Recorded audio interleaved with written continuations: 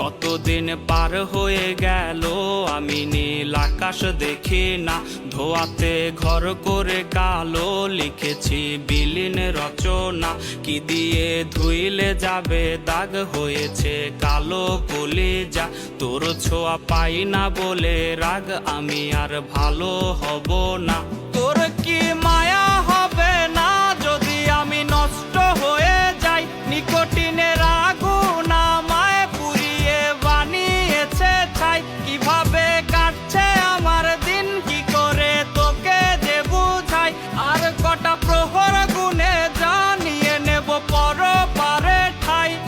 সায়াজ হয়ে গেছে আপন তাহার, বুকেতে জমেছে নেশার পাহাড়। কত রাত পোহায় ঘুম আসে না, চোখের নিচের কালের আছে তা জানা।